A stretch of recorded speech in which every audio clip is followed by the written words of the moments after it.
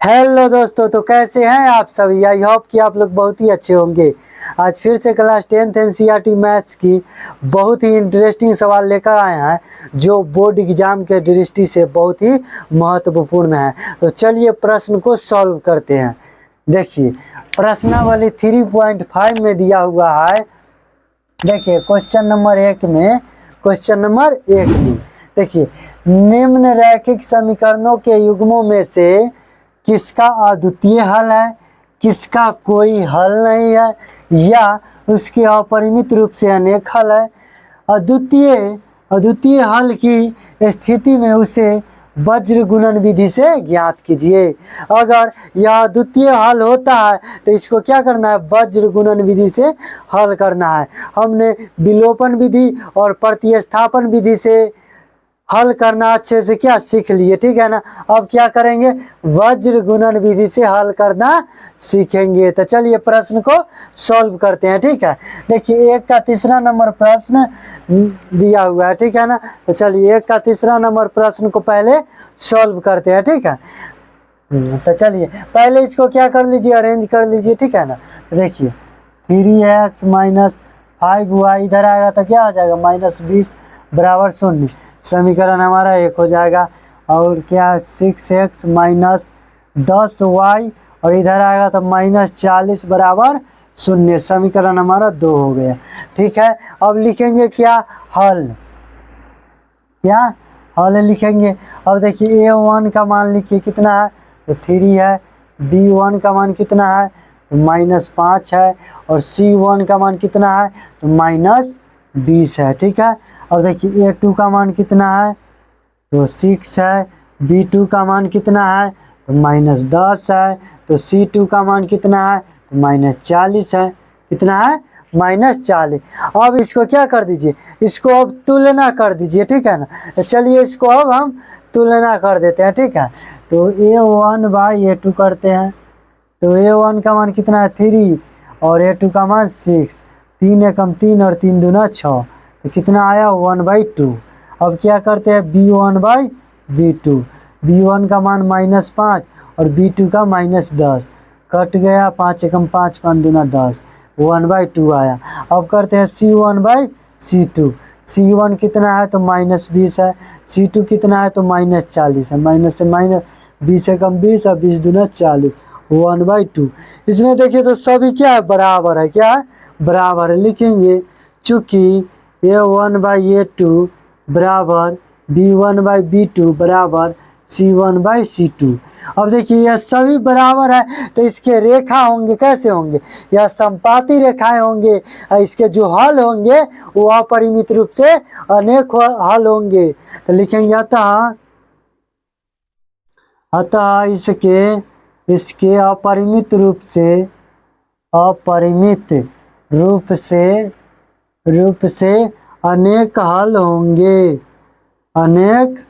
हल होंगे। जब अपरिमित रूप से अनेक हल होंगे तो इसको वज्र गुणन विधि से सॉल्व करना नहीं है, ठीक है ना। क्योंकि यहाँ साफ साफ कह दिया है कि अद्वितीय हल की स्थिति में इसको वज्र गुणन विधि से हल कीजिए। तो इसको इतना ही हमारा प्रश्न क्या हुआ, सॉल्व हो गया, ठीक है ना। इसका हल होंगे जो अपरिमित रूप से अनेक हल होंगे। तो अब चलिए अब एक का चौथा नंबर प्रश्न को सॉल्व करते हैं। तो उससे पहले क्या करेंगे, मिटा देते हैं, ठीक है। चलिए मिटा देते हैं हाली ना, जल्दी से। चलिए मिटा दिए। अब इसको करते हैं हल। क्वेश्चन नंबर कितना, 4 नंबर प्रश्न को अब करते हैं सॉल्व करते हैं, ठीक है। देखिए ये तो अरेंज पहले से है, पहले लिखेंगे क्या, हल। ये हमारा समीकरण 1 है, ये हमारा समीकरण 2 है, ठीक है। अब देखिए a1 का मान लिखिए कितना है, तो 1 है। b1 का मान कितना है, तो -3 है। c1 का मान कितना है, तो -7 है, ठीक है। अब a2 का मान कितना है, तो 3 है। b2 का मान कितना है, तो -3 है। और c2 का मान कितना है, तो -15 है। कितना है, -15 है। अब तो क्या हुआ, बल्ले बल्ले हो गया, ठीक है ना। अब देखिए अब क्या करते हैं, इसको तुलना कर देते हैं, ठीक है ना, कंपेयर कर देते हैं। लिखेंगे A1/A2 बराबर A1 का मान कितना है 1, A2 का मान 3।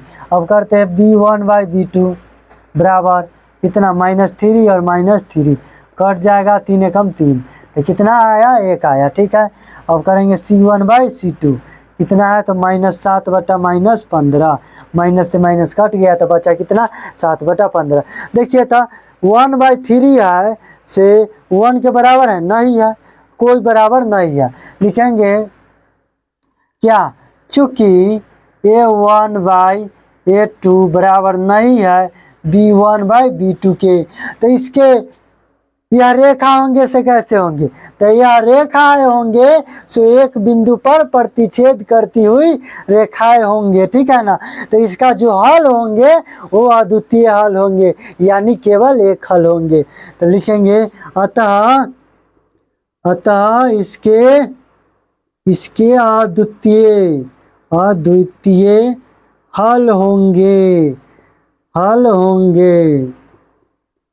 अब देखिए प्रश्न क्या बोल रहा है, तो अद्वितीय हल की स्थिति में उसे वज्र गुणन विधि से हल कीजिए। तो चलिए करते हैं, तो जगह बनाना पड़ेगा ना।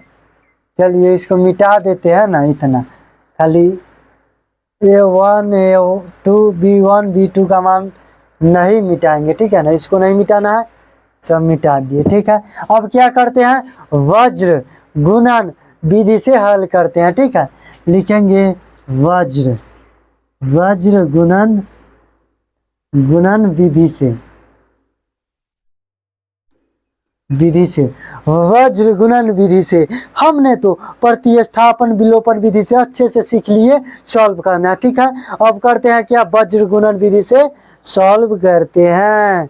देखिए वज्र गुणन विधि का सूत्र क्या होता है, तो देख लीजिए सूत्र क्या होता है, तो x/y क्या होता है B1C2 माइनस B2C1 बराबर y बटा क्या होता है C1A2 माइनस C2A1, ठीक है, C2A1 बराबर 1 बटा कितना होता है A1B2 माइनस A2B1। इसको याद रखने का एक और शॉर्टकट ट्रिक है, कैसे इसको याद रखिएगा से आपको हमेशा याद रहे, ठीक है ना। तो देखिए ध्यान दीजिए, तो देखिए यहाँ क्या है BC CA AB।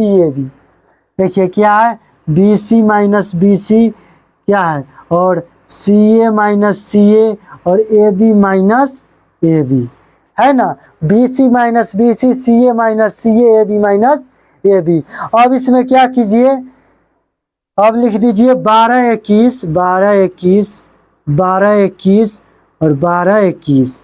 देखिए B1 C2 B2 C1 ठीक है, C1 हो गया, A2 हो गया, C2 हो गया, A1 हो गया।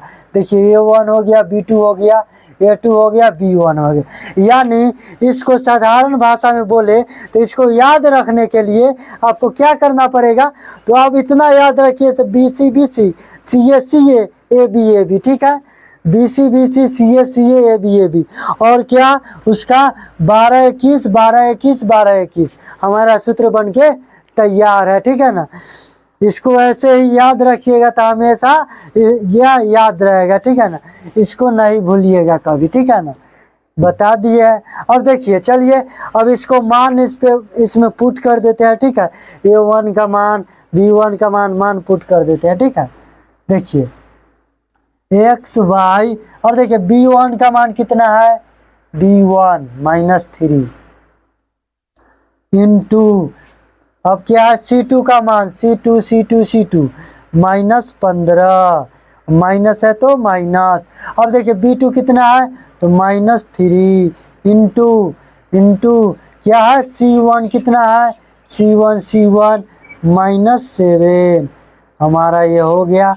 अब देखिए y बटा, अब देखिए C1 कितना है तो -7 है गुना, अब देखिए A2 कितना है तो 3 है माइनस है तो माइनस, C2 कितना है, C2 माइनस 15 गुना, अब क्या है A1 कितना है, A1 1 है तो 1 बराबर 1 बटा, अब देखिए A1 कितना है तो 1 है गुना, B2 कितना है, B2 -3 है, माइनस है तो माइनस, A2 कितना है तो 3 है इंटू, अब देखिए क्या B1 कितना है तो -3 है।